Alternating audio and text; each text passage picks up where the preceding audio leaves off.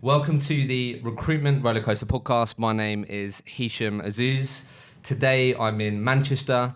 I'm delighted to be joined by Indi Pahl, who is one of the co-founders of Oakwell Hampton, who are a specialist IT, digital and tech sales agency with offices in Manchester and currently sitting at 23 heads with some new people joining soon as well. Yep. Just saying. So been looking forward to this, mate. Cool. I think people will definitely be interested to hear about the Indi journey and right, the Oakwell sure? journey.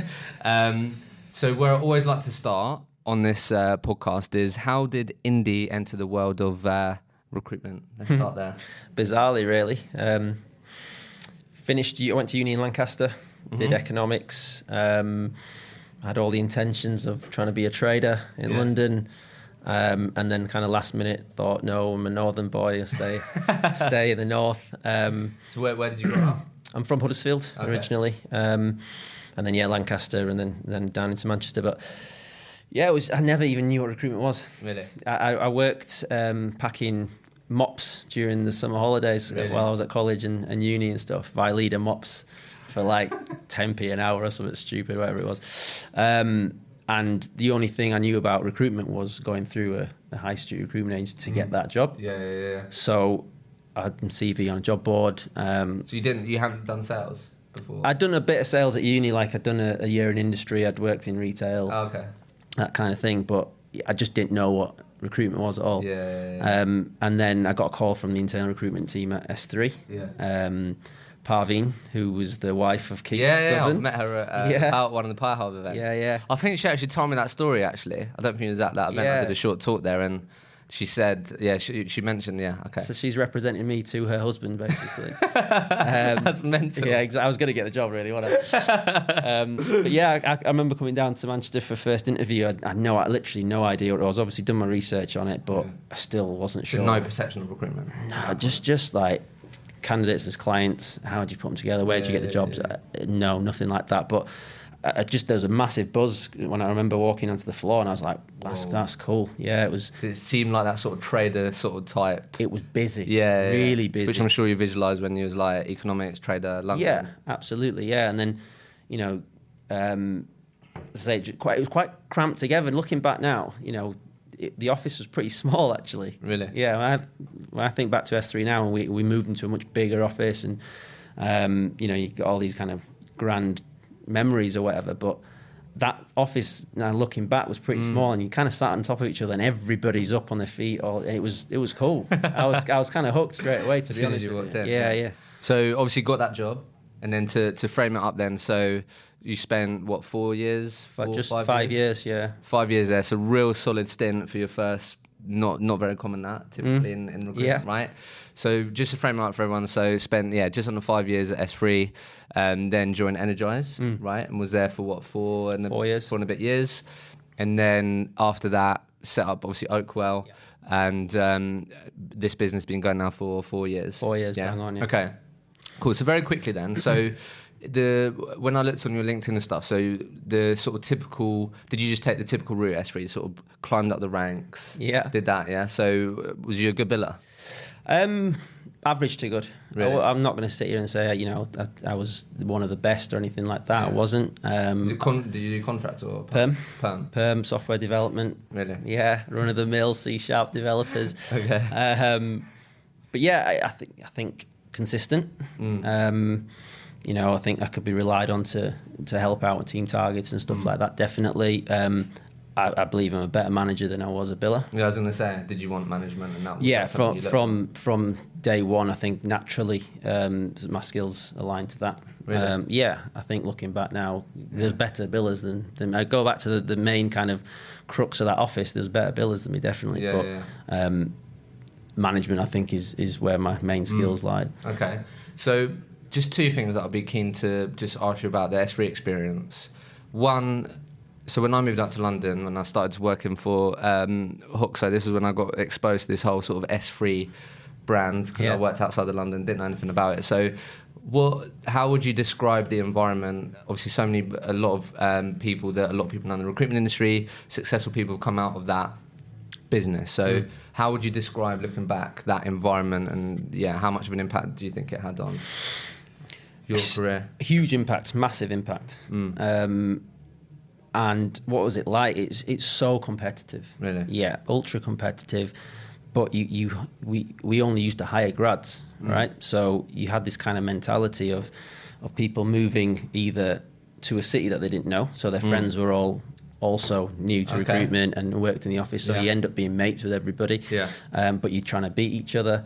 But then you've got this brand versus brand thing that was big at S3. I think that's changed now from speaking to people now. But the brand thing was huge, right? So Progressive were always wanting to beat Huxley, wanting to beat Futures, and all the rest of it. That's what you meant by that. Because you worked for Progressive. Progressive, yeah. So you kind of like competing with each other on a daily basis, and then suddenly you're a team again because you're trying to beat other officers, and it was just.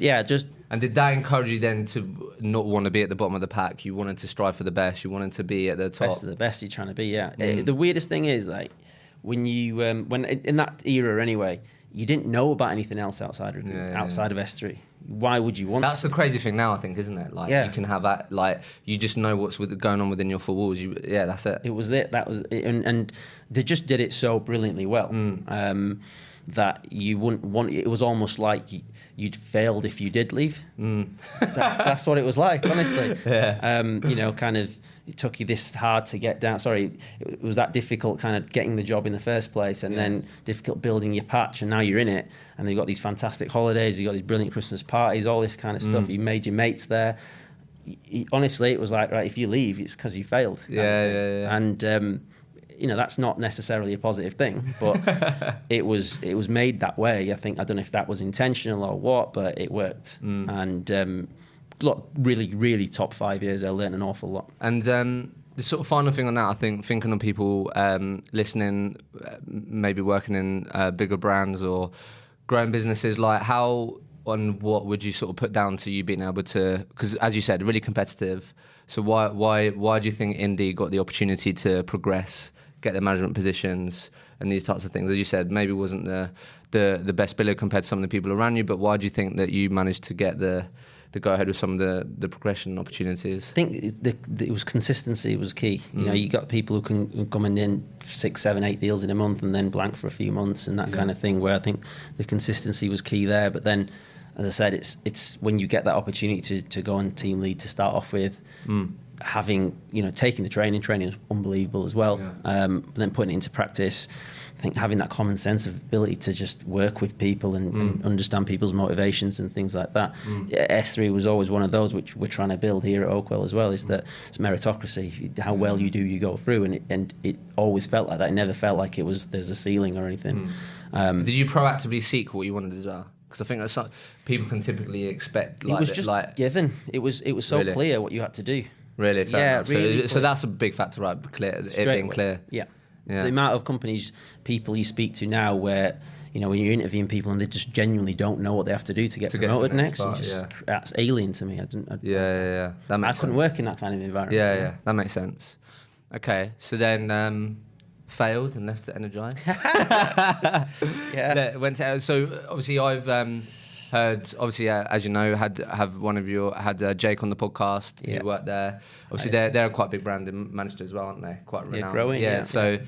So worked there, and then did you did you go there straight as manager, or what was the? I went in to grow the IT part of it. Which look, when I got there, the company was pretty small. I think it was 16 people, something like that, in the company. And given that Progressive Manchester was like 26 or something like that, it was strange for me, to be honest with you. But no, look, good 4 years there as well. Opened up, I don't know, something like 14, 15 different markets for them, grew the IT side of it and the digital side of it. And so is that what you was really good at when you was working for other people, which I'm sure you're doing for yourself now, is open up markets, building teams?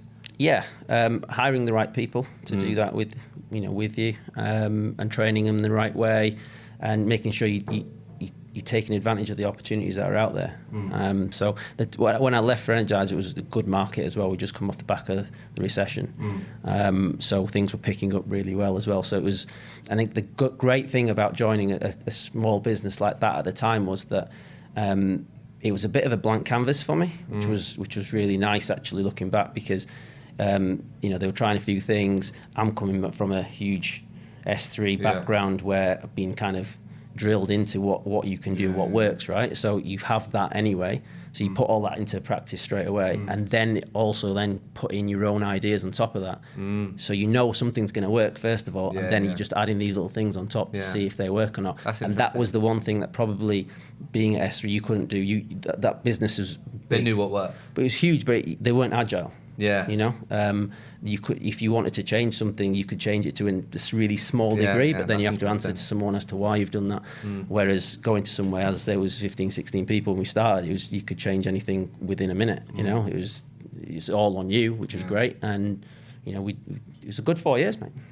So started Oakwell with two business partners. Started with Ben straight away, and then Simon joined after 6 months. Just with contractual covenants and everything. Had you always wanted to do? Had you always wanted to have your own agency or own business? I toyed with the idea in the past. I'd be honest with you, it wasn't. It's never been like kind of, I definitely want to open my own business, but it just seemed like the right time.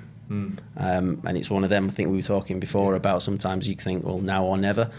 And that happened to be the time. And what is that? Because you were saying obviously earlier that so since starting the business you've had 2 children. Yeah. So around the time you decided to start the business, what your wife was pregnant? No, we just got married. Okay. I mean, absolutely nuts, really, timing wise. I started the business 16, had a first child in 2017, and then had my second child last year. So I've not slept for 4 years, basically. Okay, mate. So, how did you meet your business partners? Was it through the? I hired them both. Yeah. Oh, really? Yeah. Okay, that's interesting. So how much of a strategy did you guys have? We had a strategy, obviously. Look, we were already doing what we were going to be doing. Yeah. You know, so it was. Can we grow this ourselves? So first of all, you know, the time had come to leave. Right. So when I came to that conclusion, the loyalty factor from Ben and Simon was huge. They said, we want to come, we want to be part of it. Fantastic, cool. And then it was about doing it in the right way. So we knew what worked again, and we just set about doing what we know works first of all, growing it that way, and then always being open enough to let different ideas in. I think that's why we've grown quite quickly. We know what works, great, that's your core, and then just let a few different ideas here and there. Yeah, that's interesting. How happy are you that you started with 2 other people? Massive. Really? Yeah, huge. As I said, when you take your personal life, everyone's going to have different circumstances. I've had 2 kids in that time. Ben's got married and had a kid in that time. Simon's going to get married now. All your personal life changes affect work, obviously. So when you've got, you know, people you trust to just count on, it's huge. Let's break it down then. So Oakwell it's been going for 4 years now. How were the first years? How was the first year? So was it just you 3 for the whole year? Or? It was, so me and Ben started it, and we'd start trading and then obviously Simon joined a bit later on. Start trading in February, sorry. We hired 3 people within the first month. Really? By the end of March, sorry. Really? Yeah. How come you decided to hire people? Because I hadn't built since 2011. Right. So did you get back on the phones then? The first No. You had to get people to get on the phone. So yeah, exactly. Well, part of that strategy, you know, most people would say, right, you start a business, you got to do everything. You've got to get on the phones. Whereas I thought, right, where's our strengths lie? Right. Ben, brilliant biller, and So did you know each other's strengths, like from day dot? You know that? Fair. Yeah, of course. That helps, right? Because I think sometimes people need to work that out, don't they, or work that out. But we knew, because we'd worked together for so long. Anyway. So that makes sense. Hire the right people, train them was my job. Get them, you know, performing quickly. Ben was bringing clients. Remember, we, you know, as a director of my old business, I had 6 months where I couldn't touch any business that we'd worked with over the last 6 or 12 months or whatever it was. So Ben just had to start opening up. Start from scratch, picking up the phone. Absolutely. And was it so it was obviously not the same clients, but a similar sort of market, or did you decide to niche down in any way, or tech markets? Do what we know, what we know is successful, what we're good at. And then grow from there. Really. Okay, so first year then, just so in terms of like headcount, what did that look like at the end of year 1? We finished headcount wise. I think we were on 8. 8 people. So yeah, okay. How How did you get 3 people into the business, mate, to join 3 chaps? How on earth Do you know what I mean? Because it's a question that I get a lot from people. Yeah. And I'm sure you hear this all the time. Like, you're part of networks and the Power Hive, things like this. Like, obviously, businesses really struggle to get past that scale from 5 people to 10 people to 15 people, etc. So, yeah. What was the sell? That's probably one of the biggest achievements, really. We had an office which was tiny. I mean, really? it fit 5 people. Eventually, we somehow got 7 in there. What was the sell? Sorry? What was the sell? The sell was, right, this is what I've done in the past. Yeah. This is where we're going. Be an early entry into that, basically. And you're not going to... Well, I'm not saying I'm not going to, but we hired 2 people who'd never done recruitment before. Really? Yeah. And 1 person who'd been working at Rulion, so a very different type of recruitment to what we were doing. And,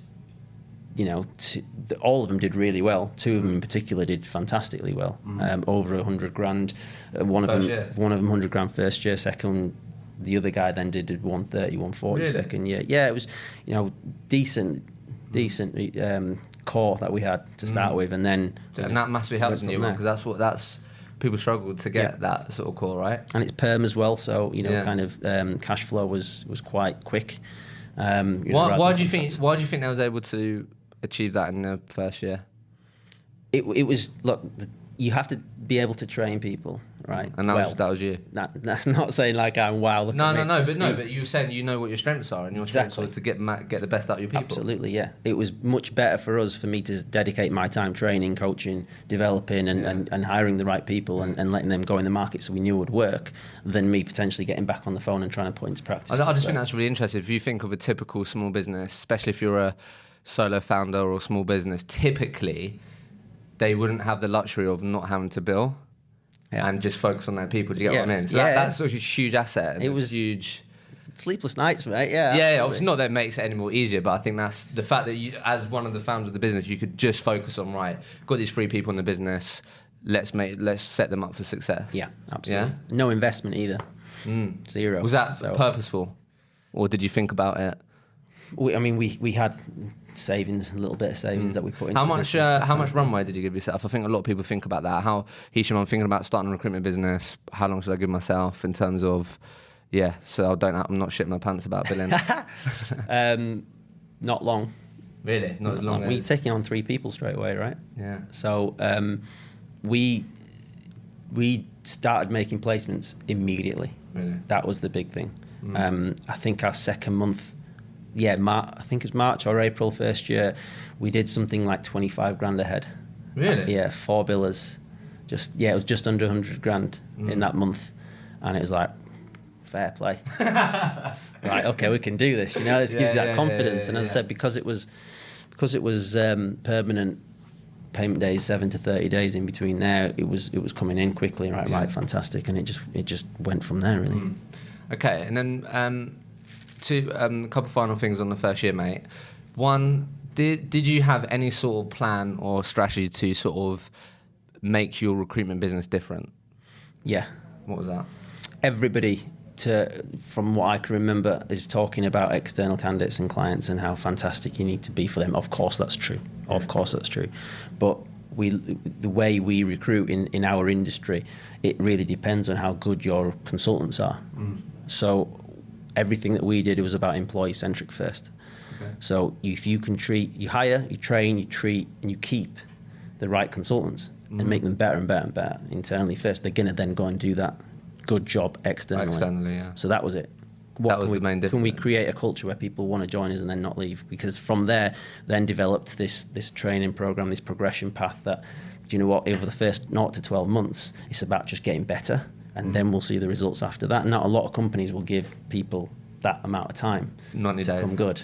Yeah, exactly. Yeah, I get what you mean, yeah. Yeah, so it's like, right, we've got 3 months, we've got 6 months, we've got 12 months, we know exactly what they have to do in that time. If they're doing that, it's nothing to shout home about, but if they're doing that, they're progressing, and then you'll see a huge spike from 12 months on.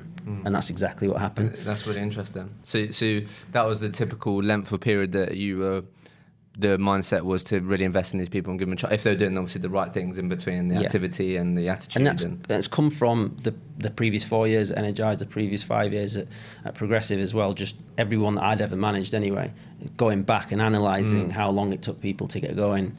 That was it. If people could hit the milestones that I gave them in that first 12 months, the second 12 months were always going to be pretty big. What were the milestones, mate? Share with us, come on. No, the first 3 months is about growing your market. There's nothing new here, but it's about growing your market, hitting certain things. Then it's about a little bit of performance. Then it's a consistency. Once you've got that, then you're ready to go. Simple as that. So, networking, first of all, making sure that you can rely on certain candidates, rely on certain clients, start getting some of the rewards for it, and then making sure on a monthly basis you're being consistent in everything that you do. Bang, 12 months in. But also being cool enough to say, look, if you're not hitting those, it's not going to work out. You know what I mean? So one thing that when I speak to people, let's say like the Hive that we're part of, they struggle with letting people go either too late or too early.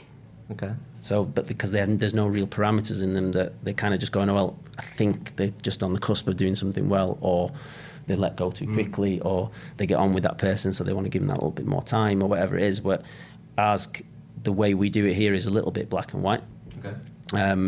And we try and not let too much emotion come into that, because So then if you know they hit those parameters, then you So just to be clear, I think that's great.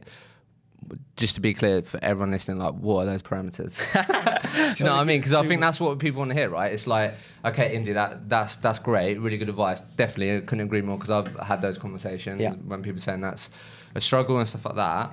But so you said first 3 months networking, client development, the market. Yeah. But what are the just clear parameters where, like, you know what, if this person isn't doing this, then I know that it's probably not going to work out. Yeah, of course. Look at the first 3 months. As I say, it's about growing your market first of all, right? Okay. So getting your clients, winning jobs, headhunting candidates. Doing the central part to the job that if you can't do, you're not going to be successful in it. Then the follow. So once that's ticked off, there's certain kind of numerical. What's like sign terms and stuff like that? Sign terms, jobs, meetings, that kind of stuff. That intrinsical thing, really. And the next 3 months after that is about finding performance now. So how many offers are you getting in that time? How many placements are you making in that time? How many, certain pieces of key performance indicators are you getting in that time? So how well are you covering a job? How well are you getting out one candidate to X amount of places? And then the following 6 months from there is about doing that on a consistent basis. So, one thing what I don't like necessarily is somebody going and do 5 placements in 1 month and then blanking for the next 2. I'll take the 5 placements. You know what I mean? But you want to make sure that they know how they're doing it and it's consistent. So the cycles are, kind of 3-4 week cycles at the absolute latest. So once they're into that routine, it then starts to go, right, okay, I know I can do that and I'm comfortable doing that. Now, how do I get the best out of it? And that's where predominantly we've seen it comes to about 10 months to 12 months. Okay. Year 1 then, biggest challenge, would you say? Because it seems like, obviously there's some people that you got in, they did really well. Business partner, just nailing it from day one. Then the other business partner followed you. Said you did the same, yeah. What would you say were the biggest challenges year 1, would you say, mate? Biggest challenges, none of us had run a business before. So everything about that, really. Yeah. VAT. Just stuff like that. Yeah. Just the stuff you didn't know. Just stuff that, no one really tells you too much about. And to be honest with you, the first year went really well. Yeah, fair enough. Really well. So, when you hear these horror stories about didn't know how they're going to pay their staff or didn't know how they're going to... We didn't have those problems. It was more about the other things in the background that you need to know. And then actually one of the biggest learning curve, I suppose, rather than a difficulty, was that I was trying to recreate something that's already been done, i.e. SThree. Not trying to recreate it to be a 1,000-person company or anything like that, but trying to do things in the same way. Whereas, no, you need to just use those experiences and do it in your own way. How did you realise that? Well, there's 5 of us, 6 of us, 7 of us in a small office, and we're all suited and booted, and you know what I mean? In Manchester, all our clients are in London. Like, why are we doing that? Yeah. And one of the big things that we do is, like, once a year, twice a year, whatever, we get all the consultants to tell us what they really think is going on. Are they happy? Are they not? Real kind of open conversation. And one of the first things they said were like, why on earth are we wearing suits? Really? Yeah. And it was really difficult for me to let it go. To swallow that. Yeah. But yeah, one of the best things we've done. Absolutely. And looking back now, you're like, why on earth were we doing that? When we do a client meetings, you're out meeting candidates or whatever, because we're based in Manchester predominantly, and most of our business is down south. Yeah. We know when we're going to be meeting people, right? So it's fine. Fair enough, mate. So year 2, let's think about that for a second. So then what, just to sort of frame out then, so end of year 2, did you continue to invest, obviously, focus on your people and then bring some more people on the journey? Yeah. Yeah. What did you end up in terms of headcount wise? I'm trying to think. Well, actually, what did you end up doing billions revenue wise year 1? Year 1, turnover wise, was about 600 grand, something like that. Okay. And then going into year 2, what was the plan? It's like, right, guy, actually, like you all looked at each other and was like, you know what, we can do this. Yeah. Because now I'm sure, you got a bit more confidence, obviously. Bit of confidence. We'd had a lot of confidence in, I'd say, hiring the right people and them coming good. And then we started to see that not working as well, hiring the wrong people, and that's down to us, absolutely, our interview process and stuff like that needed to evolve. But it was more the same, honestly. Yeah. Another good year. Good year.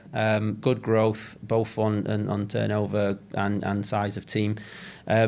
Really, our kind of difficulties, if you want, came when we got bigger. Really? Yeah. We've been as high as 27, 28 heads, I think, at one point, and scaled that back a little bit. Just because at that stage, I'm sure you've probably seen different companies, when you get to that stage, you need a lot of people performing. You can't really have too many that you're carrying and stuff like that. And we moved office as well, so we were in this absolute... What hit in this one? Yeah, so we were in a building which I'd walked past in Manchester a million times before, never even noticed it. Yeah. Never mind, kind of thought, that's office space. So we were in there for 3 years, and then we came into this place which fits 60 people altogether, 65 people. So this is going to be our headquarters for quite a while. But with it comes a huge cost to it as well compared to where we were. So it's just that kind of taking that next step. And one of the big things was realising, look, profitability wise and everything else, it's probably not going to be as high as the first couple of years, even though the team's slightly bigger and revenue and turnover is higher, but our costs have increased as well. Sure. And not being scared of that. We're not trying to sell a business right now. We're not trying to secure investment right now, or anything like that. It's about, growing it in the right way, enjoying yourself while you're doing it. So as long as, everybody's happy, we're growing, we're kind of financially cool as well, then that's the route we've taken. And we'll see it continue to grow, I'm sure, in the next couple of years. Okay, mate. So why don't we just very quickly just break down the sort of time before you decided to, as you said, not be scared of investing in a place like this, back in yourselves. Well, actually, we are going to grow. This is the plan. So you mentioned there some of the challenges were the hiring piece, right? I think so many people, obviously it's just the most ironic thing ever, right? Recruitment business can't hire for themselves, right? Yeah. I'm sure it's an ongoing process, ongoing journey of just becoming a bit more slick and, as you said, just getting even more tight with those parameters and knowing definitely, that person, that'd be great, or if they won't be. But what did you sort of change in the maybe interview process, or what did you start to include, or your sort of non-negotiables when hiring, that you think has had an impact on making a better decision? Because I think that's such a common challenge for people. Yeah. Well, as I said, one of the biggest things that we did right from the start was have an all-inclusive culture. Yeah.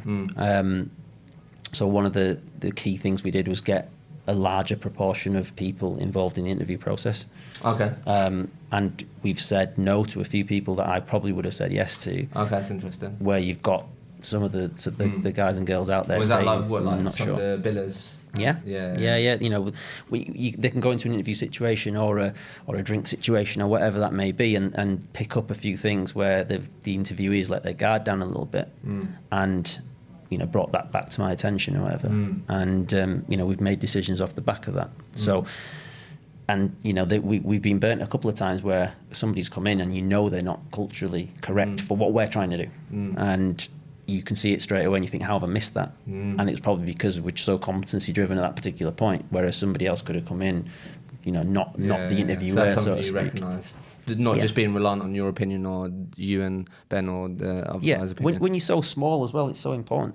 Yeah, I remember when I went into the recruitment business I went into, I think I met 4 people. One of them being the owner and the 3 were billers. Yeah.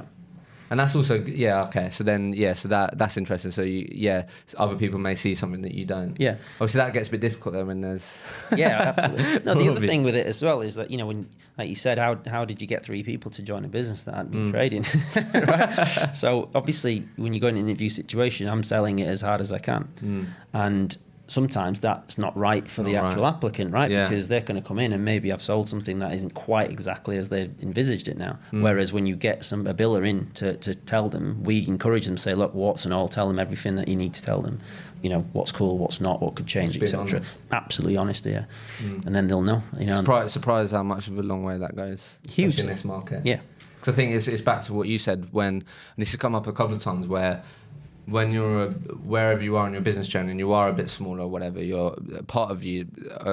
A guy that I interviewed recently, Christian, shared this. Like when he was earlier on in his business, he was a bit like, I'd be really grateful if they'd join me just because of like where you are in the journey. Do you know what I mean? So there's also an element of you wanted to sell to them as part of like, hopefully they'll join, that sort of thing. Do you know what I mean? Yeah.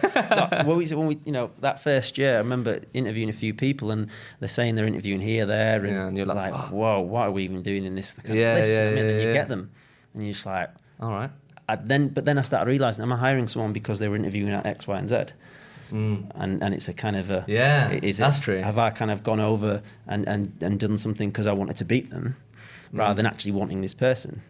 Do you know what I mean? So those kind of lines got confused a little bit at times, and we had to again strip that back and make sure you don't do that again. But it's a minefield, right? It should be really easy for recruiters. So for you then, like just as we're on this sort of hiring for your own business tangent, like for you, what are the non-negotiables you look for in recruiters for your business? Obviously, I'm sure they're unique to you and your culture, but for you, when you're looking at people for your business, so like what's the model that you've gone for? I'm sure it's a bit of a mix, but do you take on grads, take on experienced? Mixed? Yeah. So what are the non-negotiables for you when hiring for your business? They've got to be congruent. So what I mean by that is what they say, they have to back up. Okay. Have to. So, the easiest example is people saying they're money motivated, for example, and they've gone through uni, gone through college, all the rest of it, never had a job. You know what I mean? It's just like, what are you talking about there? I look for things that either somebody has kind of either done or a situation that they've found themselves in and they've got out of. And in a positive, taking something and either creating a real positive environment and impact, or they've found themselves in a bit of a negative situation and turned it into a positive. I like people like that who've kind of had to grab something, by the scruff of its neck and turn it around.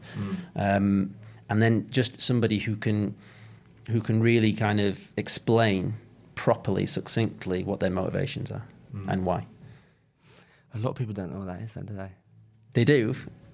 If you can dig down enough, because you can tell me that you can go and talk to somebody and they just don't know why they're there and they don't know why they're working. Yeah, they need to be able to do that. If they can't, that's what I'm saying. If they can't describe it and they can't explain it, then no. And why is that important? Because you've got to know what you're aiming towards. Yeah.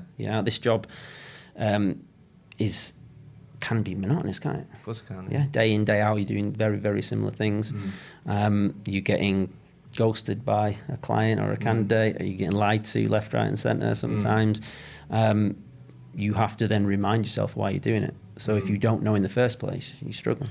Struggling from the outset. Yeah. And then how much has it helped you? Because you've been quite visible online, I feel like. I think that's fair to say. Has that been a conscious thing?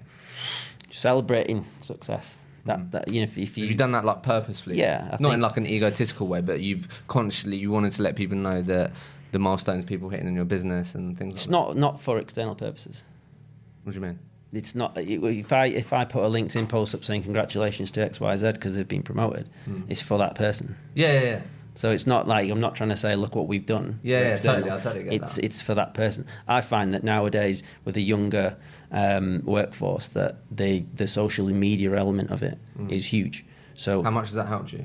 Massively, because I think that people are happy. You know, they're happy with that kind of that visibility for themselves externally. Yeah, of course. It helps an awful lot. Has it helped you make hires? Has it helped us? Has it helped you make hires for your business? Yeah, I think so. Yeah. The biggest thing it's done is, as I say, it's helped the culture here. So people know that they're getting rewarded with really small things. Putting a post up because somebody's been promoted or being consultant of the month or something is the easiest thing to do in the world, right? But it shows that we care. When I was a recruiter, if you got consultant, you didn't do consultant of the month. If you got a couple of deals, you get a pat on the back and a pint, maybe. Right? Yeah. Whereas I think now it's just that it's so competitive, and I think motivations have slightly changed for in the world that we live in now. So that kind of recognition, that recognition is quite important, I think. Yeah, no, I'm just interested just because I think if I think, or obviously I spend a lot of time on LinkedIn, and if I see you and your business, I think quite easily I can get a bit of a feel as to what it might be like to work here. Yeah, and I just feel like that's obviously helpful when there's however many recruitment businesses in Manchester alone. Do you know what I mean? Yeah, it goes back to your initial question. What did we think we could do differently? And it was very simple and plain to see that everything's about attracting the right people to work for us. You look at our website, for example, it's more about us, and it's more about people to work for us than it is necessarily for clients and candidates. Now, people might think that's wrong, and I've been told it's wrong by quite a few people in the marketing world. And we are potentially adding things onto that, but you can see that we've gone after it, trying to attract the right people to work for us. And I think if we can get that right internally first, then externally it'll just work, and it has done so far. So okay. What I'd love to hear from you, mate, is a bit about hiring triggers from a business standpoint. So as I said, a lot of people messaged me or interested in Indi. How the hell did you go from 5 people in that sort of not so big room to where you are now, right? So some people may think that's just impossible for them or not attainable. So have you got better at, or have you sort of picked up or noticed, it's not going to be perfect all the time, but sort of, I don't know, making sure that the people that you do have in your business right now are at a certain point, then you go, right, okay, we can get 2-3 more people in now, or just noticing or getting better at when to hire or get new people through the door? Yeah, I think data is huge. I think if you're not using statistics and data to do that, you're going on emotion a little bit, and you feel like, the team might need a bit of an input, let's get someone new in, or we need to get rid of that person now because we've had a few bad months or whatever. I think data's, we use Cube 19, right, alongside Bullhorn and alongside a few other things. Sourcebreakers, I'll better mention them in case they ever go on. But Cube's been the one for us which has been so simple, so easy to use, and tells us exactly where we're at any one time. Yeah. And then when we started the business, as I said, it was... When did you invest in that? Tom Winslade will say 3 years too late. I think it was about a year and a half ago, something like that, maybe 2 years ago now. And so that's had a pretty big impact? That's had an impact, definitely, because, as I said, it tells you where you're at. But when we start the business, you didn't have data. So it was, we hired 3 people, and then the next person, on the basis of it seems to be going quite well. But you can't keep doing that. Yeah, exactly. But we now know exactly that cost base, exactly cost per head. We know exactly how much we need to then make profitability wise. Now that we know that data, we know we need to do that on an XYZ basis. So that will then trigger the next hire. And then we can do that per team, and we can all do that for each sales manager as well. So each sales manager knows what they have to do performance-wise on a 3-month basis before that next trigger. What's the tip like? I think that's exactly why I wanted to ask that. And I guess, again, I know it would change for different markets and stuff, but so predominantly you do perm and contract, don't you? Yeah. So I know it would change stuff, but rough cost per head that you're looking at getting a team at for you to then consider, right, okay, let's maybe consider getting another person in, 2 people in. We're still quite lean, which is good as a business. So we're kind of looking at a revenue of between 10 and 12k per head, and that's over a period of time if you if you've you're been that consistent, team. that's the Yeah, consistent, and that will then get the trigger. It's not like they've done 12k on average over the last 3 months. Let's get it's over a period of time. Like for average, for example's sake, if one of the team leaders, sales managers out there has got, say, a team of 4, they're looking to get to around about 50 grand from those 4 people on 3 months in a row. 3 months in a row, and you get the trigger. That's interesting. Yeah. So and as you said, data can massively help. Data helps because if what can happen with that, if without data, your costs can spiral without you knowing. Yeah. Or your cost versus what you're bringing in isn't correct. You know what I mean? And it just allows. And it gives you more confidence in the whole better decision making. Yeah, exactly. It enables you to make better decision making for sure. And have you always had what's been your mentality towards? Have you always had the mentality of like, I'm always hiring, as in like, are you someone or have been like quite reactive rather than, or have you always been the person in this business that's willing to go for a coffee with someone, or do you know what I mean? What's been your mentality to that? Quite planned, but then as I say, because we've got these, the trigger points and when we can hire, so to speak, but I'm always open. Because if you've got somebody who's good that comes along, then I think being small is one of those. That's where some people go wrong, isn't it? They just can sometimes be a bit more reactive.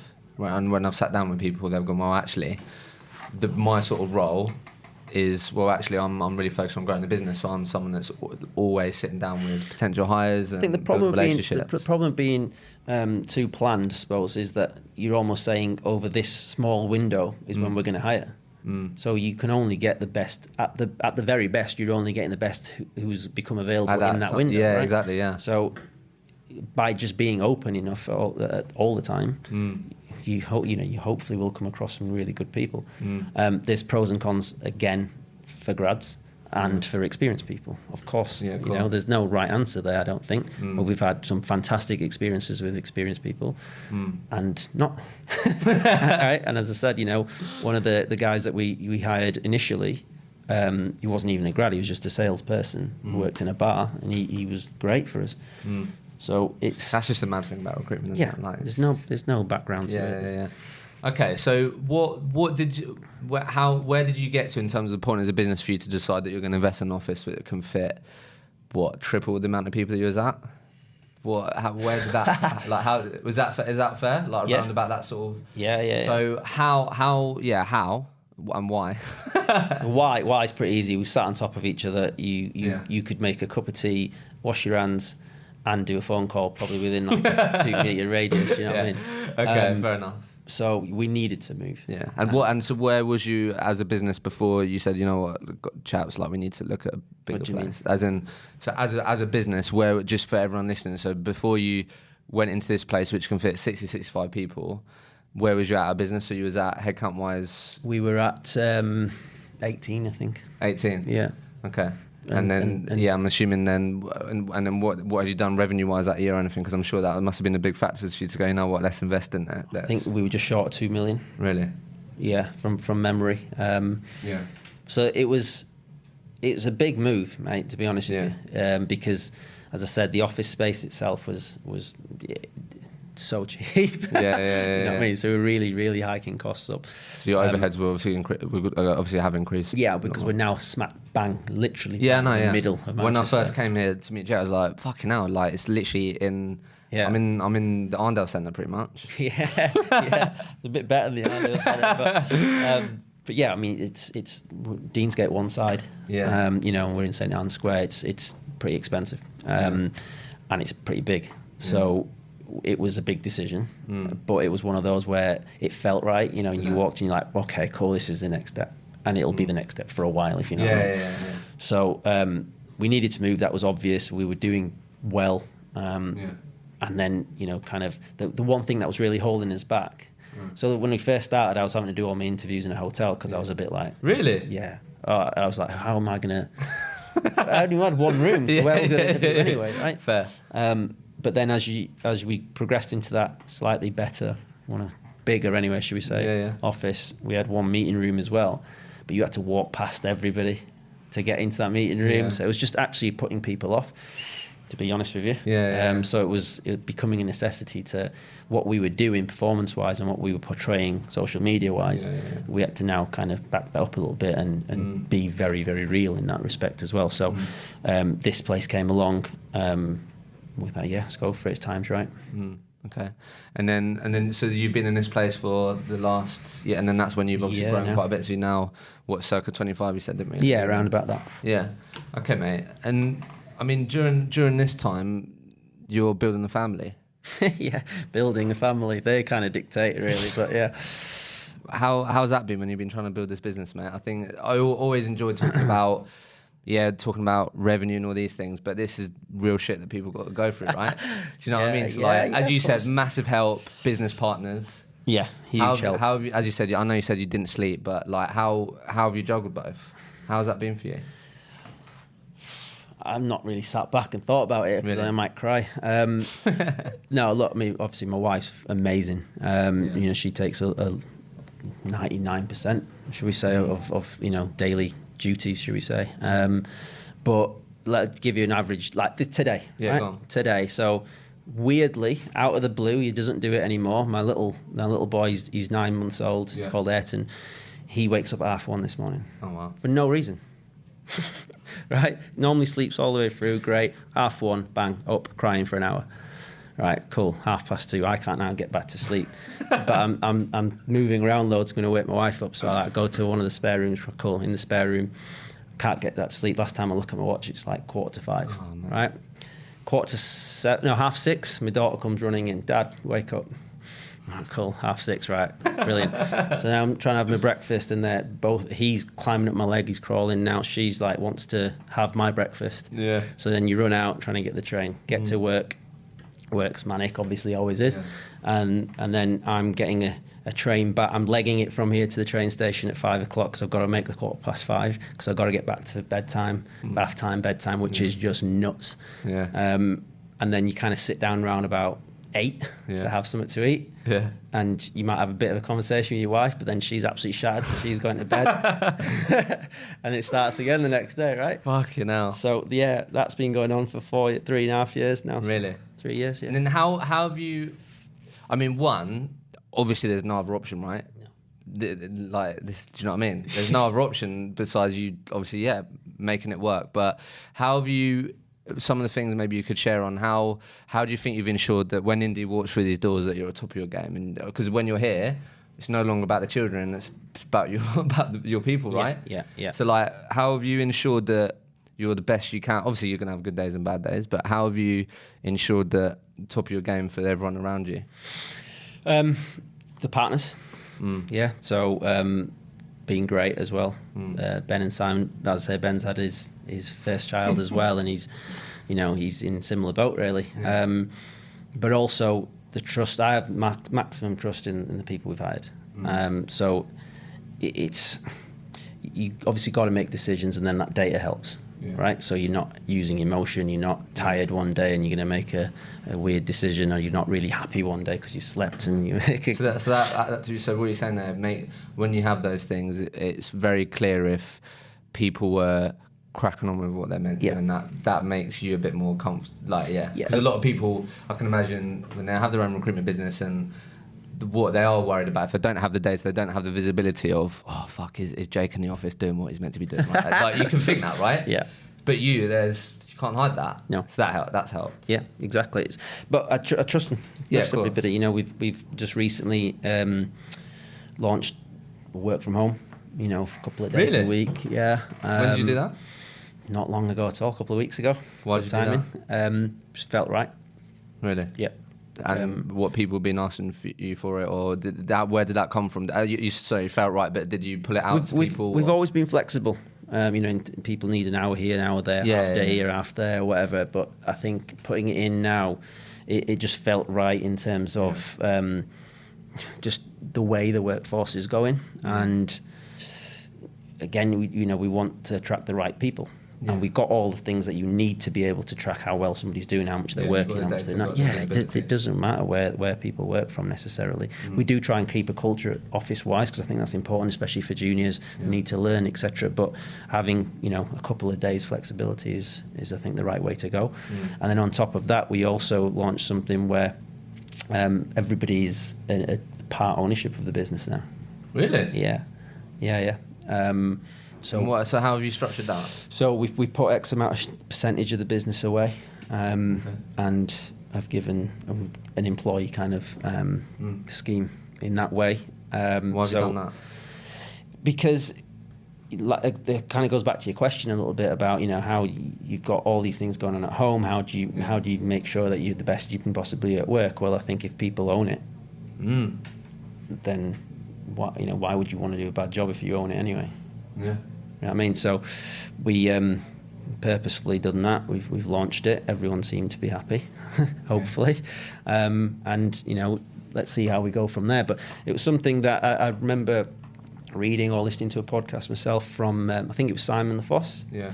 Yeah. And that was right early when we first started the business, and really struck home with me. Really struck a chord. I was like, that's cool.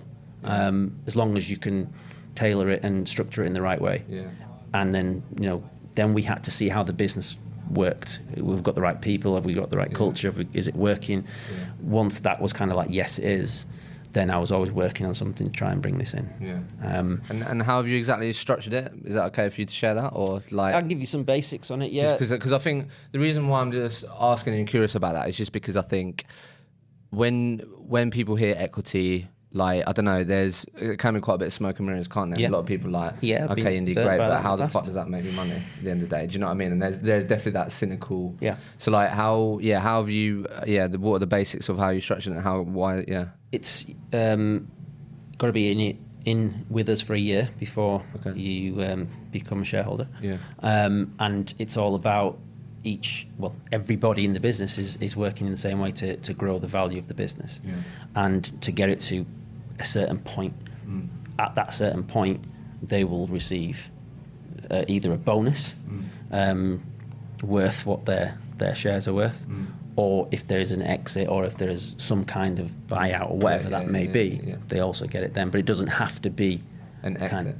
Okay, that's the part, isn't it? Yeah. I think that's where a lot of people are a bit naive or unsure, like didn't realise. Well, actually, I can't really get any of this unless something happens. Yeah, I mean that's prevalent everywhere in the industry, isn't it? I've been in that situation myself where it's a bit pointless because you're not in control of it, and if the company never sells or does anything, it's not. So you obviously, just a quick one actually just comes to mind, but obviously you said Ryan Adams. So obviously did a podcast with him recently, and 3 months or 4 months, or was it? It might be in July. So he started the business in July, then in October. So he was a shareholder in Console Partners, and they sold the business for like 9 or 10 million, or it might even be more. Fair play. In October. Yeah. But obviously he'd left to start his own business, so had 0 shares. Yeah, I know.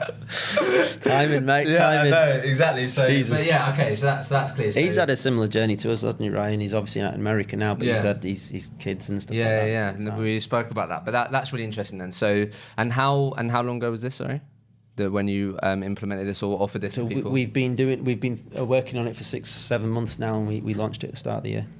Oh wow! And how have you noticed? Has there been a difference in this sort of, I don't know, have you picked up on anything which has been interesting, or? I think just behavioural. Yeah, I think I think it's just, I don't really know what I would be looking for. On a daily basis, but I think certain behaviours have definitely changed, and I think people now are also aware that they're aiming towards something, and it's look. I think the biggest thing is knowing that once X is hit, it doesn't matter what we sell, don't sell, whatever happens, they're going to get that payout as a bonus, basically, and it's structured. It's structured really well. If I was a consultant, I'd be well bought into it, which is cool. So it's definitely wicked, added. That's wicked. I think that's obviously one of the great things about building your own business, right? But you can offer things like that to the people that helping you grow this business. Yeah. Right, which is really cool. Exactly. Yeah, that's what I'm saying. One of the biggest areas of development for me was trying to actually go after and do my own ideas rather than, as 5 years at SThree was unbelievable, learn everything that I know from those guys, right? But then it's kind of a double-edged sword a little bit, because you're almost so well versed in doing it that way that you kind of don't know any other, and you don't trust yourself a little bit. But you can't create something that's already been, you can't copy something, I don't think, because the best version has already been done. And then you start looking at, eventually anyway, you're looking at things thinking, well, what's the positives of having a really small business now rather than having that huge business in the late 2000s when I joined or whatever. You know what I mean? And it's like being small and being flexible, being agile, having your own ideas, implementing them, and seeing where they go, trusting yourself. You know, that's all the things that I've probably learned more so than actually the intricacies of doing the job, which have helped more. And exactly, and that's one of the that's really interesting. So you find yourself sometimes falling back into knowing what works, and that's interesting. So okay, mate, so let's just think about the last year for a second. So as you said, currently right now at sort of 25 heads. What did you do revenue-wise last year? Turnover was just short of 3 million. So let's talk about that for a second. Spoken a lot about people. That's really been your focus, and clearly a big part as to how you've got to where you are so far. Like, how do you think you've enabled or been able to achieve that growth? Do you know what I mean? What are some of the key things there? Good retention. I'd say good. Good consultants that we've got. We've got a good client base now. We're trying a lot of different methods, if you want, of trying to make sure that our client retention is strong, and a client kind of building out the clients that we've already got is strong, and we're not just continuously going after new stuff all the time. Contract has helped an awful lot. This last year was all our investment last year went into contract. Really? Yeah, a lot of it as well. Why did you do that? Because I think where we want to go, we want to get it to a 50-50 company, permanent contracts, both in the UK and into Europe. We've obviously started in Holland now as well, so that's the contracts in the UK, and which IR35 coming in play. Good decision, I'm not sure. But also Holland, that's where the investment came in. So contract helped an awful lot last year. And just the as I said earlier on, the progression path that we have in place, a huge amount of investment in people in that 12 months a couple of years ago is now really paying dividends. So that's been the biggest thing. How much time or how much do you invest in retaining your people? I don't think many people focus on that enough. I think you've got to be really honest with yourself. I think that's the key thing. You know, how many? You speak to people all the time now, right? How many people lose an employee, and the first thing they say is, "Well, he's crap anyway." Do you know what I mean? And it's like, was he? Why'd you hire him then? Why'd you hire her? And I think you've got to own it. You've got to own the decision. You've got to own it if it's a mistake, and you've got to then understand and really look into it and think, well, why has that happened? And that's one of the key things that we did, and we consistently do when we lose somebody. Take accountability. Absolutely, hugely. And I think just to sort of run off, because I think again that's definitely going to be a challenge for a lot of people. But why do you think you've been able to retain a lot of your good people? We look after them. I think the recognition part is cool. I believe. We straight through, no speed cameras type of progression, so they know what they have to do to get promoted. What's the typical career path that you've sort of structured for people out of interest?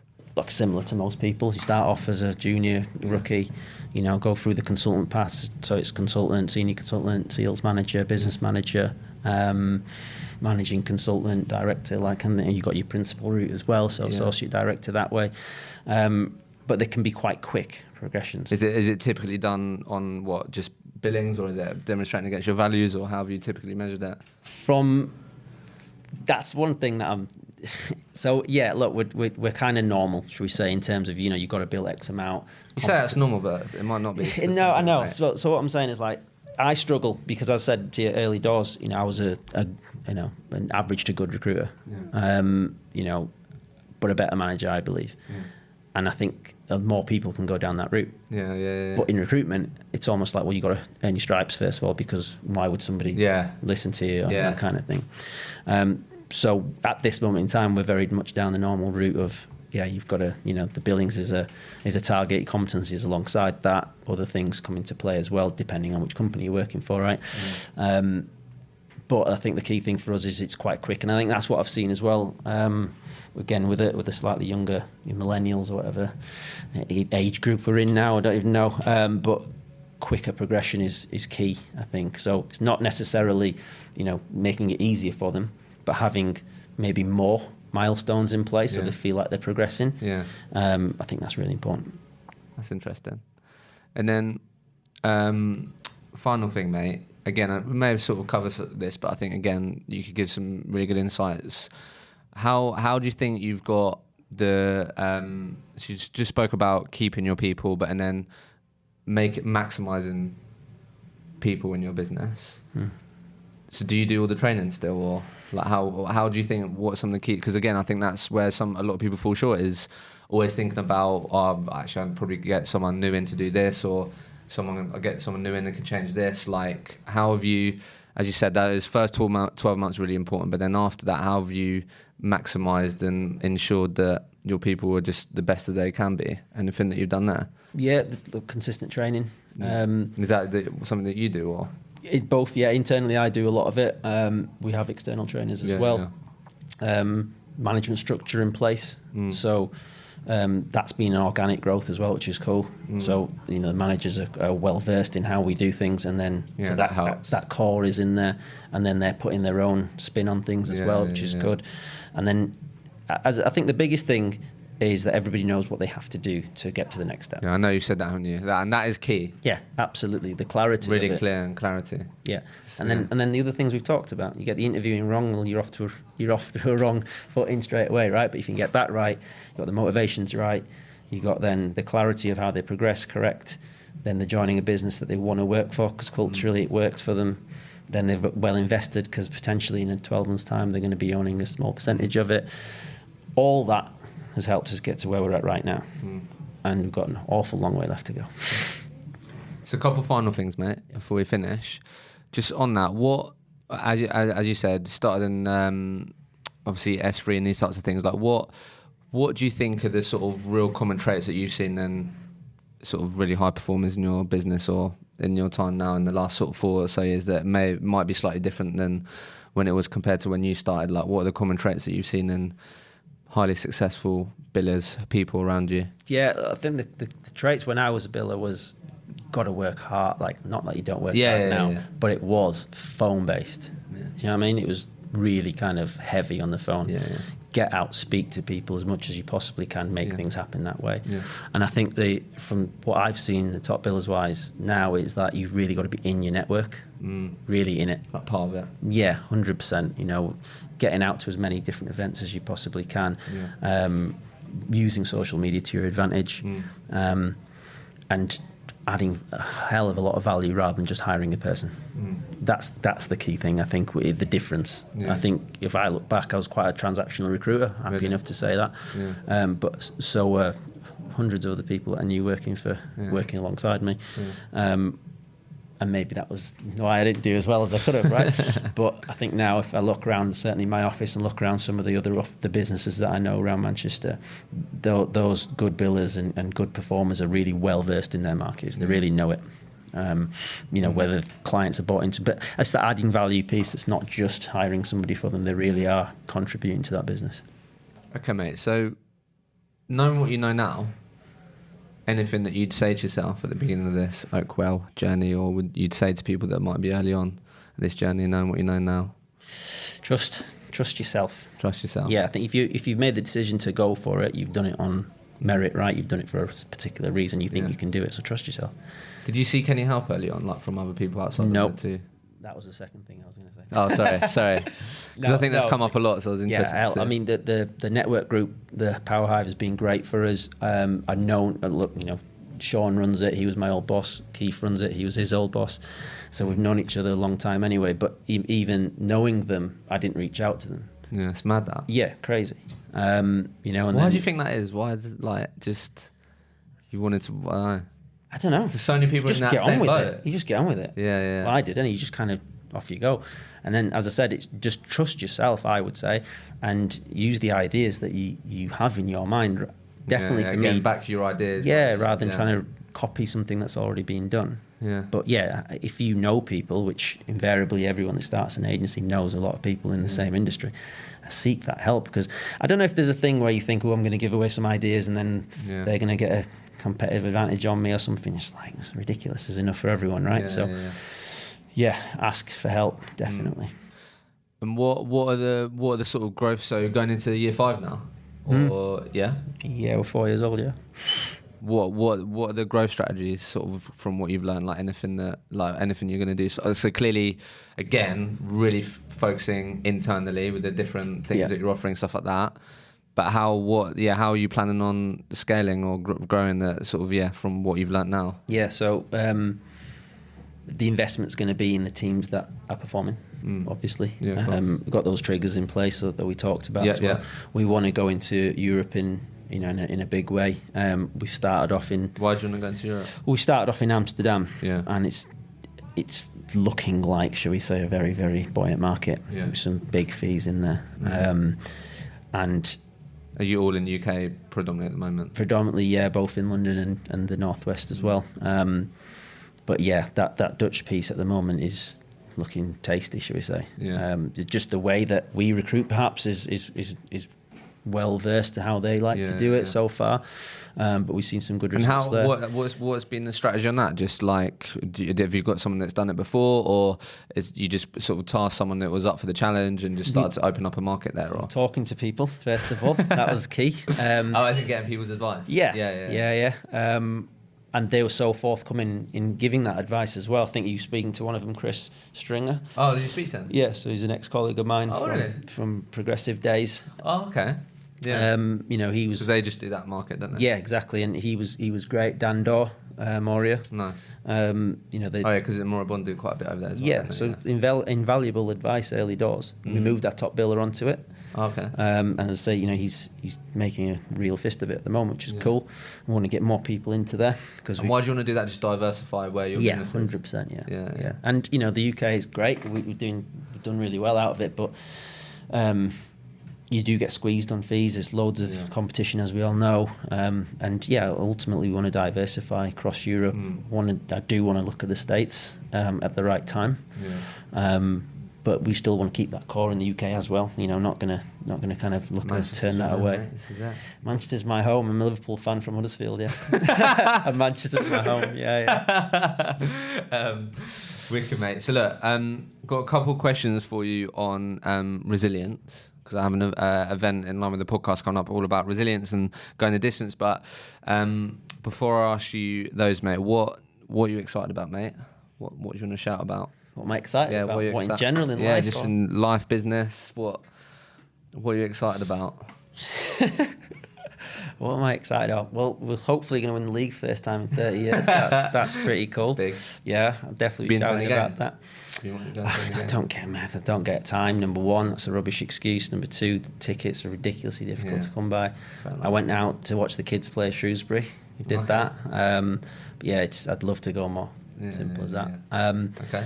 I'm excited about Oakwell, mate. I'll be honest with you. I think that we've got a really, really good group of people here, and we've got a massive opportunity to take advantage of a good market still at this moment in time. I believe contract is going to be interesting over the next few months, definitely. But I'm excited about the diversification we've got going on, and there's some, as I said, it's just an exciting time for us as well, because you can really feel the company is as one, everyone kind of moving in the same direction as well, which is good. So I'm excited about that, and obviously from my home life, it's exciting times as well. Yeah. Okay. So, got 3 questions for you. What does resilience in recruitment mean to you? Means not giving up, but don't make the same mistakes. Yeah, that's very well put, isn't it? Yeah. I think some people will go, just don't give up, and just knocking your head against the brick wall all the time. I'd say give up. Just learn from your mistakes. And how do you think the importance or need for resilience has changed as the industry's evolved? I think, like you asked the question, what was different 10, 15 years ago to now? And I said the phone base versus being in your network, right? Yeah. The phone thing, resilience was not getting annoyed, not getting pissed off when people are telling you to get lost. Yeah. And now I think the resilience-wise now is more an internal thing where it's about, can I keep going in terms of networking? Can I keep going in terms of, right, I wanted to do 3 placements this month, I've only done 2. It's that, I think it's a different type of resilience where before it used to be just go again, just go again, just go again. Yeah. And I think there's and I think as well, just the landscape of the social media where we live in as well, it's just comparison with people with something that's not true, right? So I think that plays a big part in resilience as well. All the forget, I'm not talking about Instagram and stuff like that. I'm literally talking about LinkedIn, where one recruiter says this, well, maybe I should be doing that as well, or they've done really well there, should I move across there? Or I think that kind of resilience of just looking internally first of all and just keeping on going what you're doing. What can people do themselves to instill resilience in their teams? Say that again? What can people do themselves to instill more resilience in their teams? I think break targets down. Nice. Yeah, I think everybody has targets, right? As they should do anyway in a sales environment. But sometimes I think just you leave the target as the end goal. Yeah. And I think that's where if you reverse don't engineer it, break it down. Yeah, absolutely, because that can help with the resilience side of it. Yeah, that's interesting. Because you're kind of just taking that step. You're taking it step by step each time. You can celebrate each step if you want to. Yeah. And I think that would help. Yeah. Last question. Cool. You can answer this with a sentence, a phrase, just anything that comes to mind, mate. So if Indi could communicate to every single recruiter out there, every single recruitment business owner, they'd listen to you, they'd take on your advice, they'd implement it tomorrow, what would you say to the people, mate? Look after the staff. Yeah. Just seriously look after it. It's one of mental health is big, isn't it? At the moment in time, it should be big all the time. We do a really stressful job, and across the industry, across just people not in recruitment, we get a really bad ride. Yeah. And I think it's as company owners and directors and managers, it's our kind of duty to make sure we look after people. Look after your staff. Yeah, 100%. Love that, mate. Indi, it's been a pleasure. No, thank you, mate. Cheers.